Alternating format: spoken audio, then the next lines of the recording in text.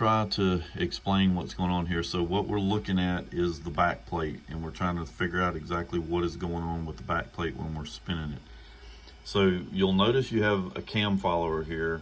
I've put 2 marks on my case up here to signal where the E-gap is, so I don't have to keep putting the ruler on it.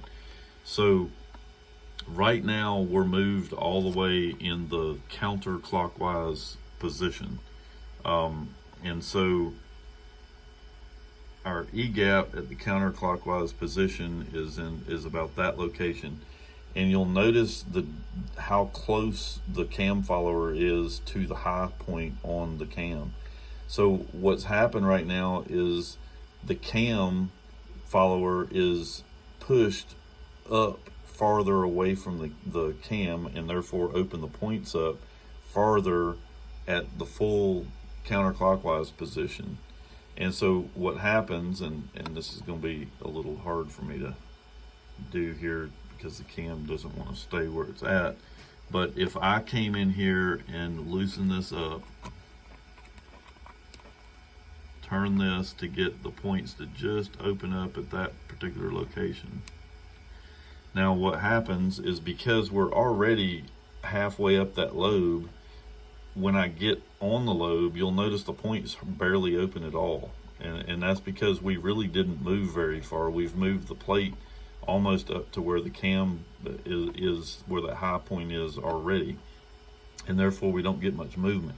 So now if I turn this thing around the other way, so we're gonna rotate this in the clockwise position, we're still at E-gap, but now notice how far away the cam follower is from that point. So now if I come in here and I reset this thing so that it just opens up at that point, so we get that to just open at that location. Now I've got farther to go on the cam lobe. So now when I move this thing up, look how big the gap is in the points now, because we were either halfway up the shoulder at one rotation, or we're on the shoulder, or we're way off the shoulder, and therefore we got more movement that we're going to get out of the arm. And so what we're trying to do with the plate is we're trying to get the points when they're in the open position. E-gap isn't moving. E-gap is always measured off of here, off of the case itself. And then the plate in the back is either closer or farther away from the cam lobe, which gives this arm more or less movement, so that we end up with our 8 thousandths that we have, that we're supposed 8 to 10 thousandths that we're supposed to have here. If you move, so therefore, if you move this thing in the full clockwise position and you can't get 8 to 10 thousandths here, the only way to get this fixed is to get a new cam follower, because it's worn down and you're just not getting enough movement on the cam follower to get your 8 to 10 thousandths.